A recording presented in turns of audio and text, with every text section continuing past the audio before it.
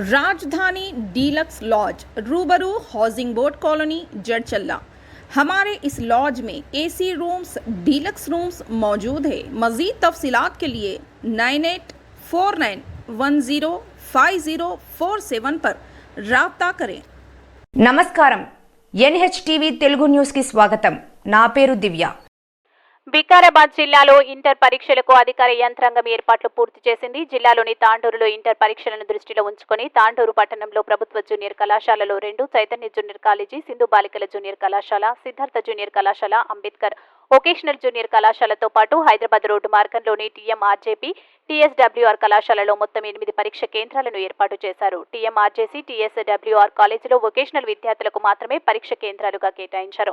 మొదటి, ద్వితీయ సంవత్సరాలకు సంబంధించి దాదాపు 4500 మంది విద్యార్థులు పరీక్షలు రాయనున్నారు. ఇందులో జనరల్ విభాగంలో సుమారు 3000 మంది, వొకేషనల్ విభాగంలో 15000 మంది ఆయా పరీక్ష కేంద్రాల్లో త్రాగునీరు, విద్యుత్, వైద్య సేవలను అందుబాటులో ఉంచుతున్నారు. దీంతో పాటు పరీక్ష కేంద్రాల వద్ద 144 సెక్షన్ సమీప జిరాక్స్ కేంద్రాలపై ఆంక్షలు విధించారు. ఉదయం 9 నుంచి మధ్యాహ్నం 12 గంటల వరకు పరీక్ష సమయం ఉండగా విద్యార్థులకు గంట ముందు పరీక్ష కేంద్రాలకు చేరుకోవాల్సి ఉంటుందని అన్నారు.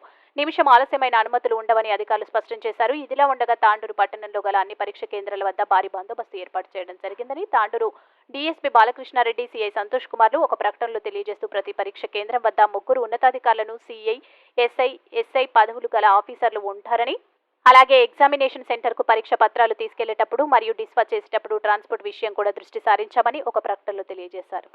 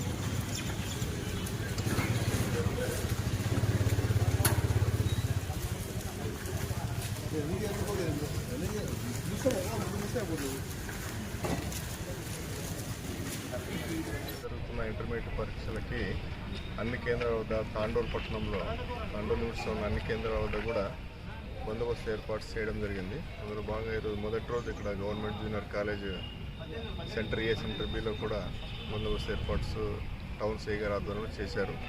ఇక్కడున్న పిల్లలందరూ కూడా ఆన్ టైంలో వాళ్ళు ఎగ్జామినేషన్ హాల్లోకి ఫ్రిస్కింగ్ జరిగిన తర్వాత వెళ్ళేలా ఏర్పాటు చేసుకున్నాము.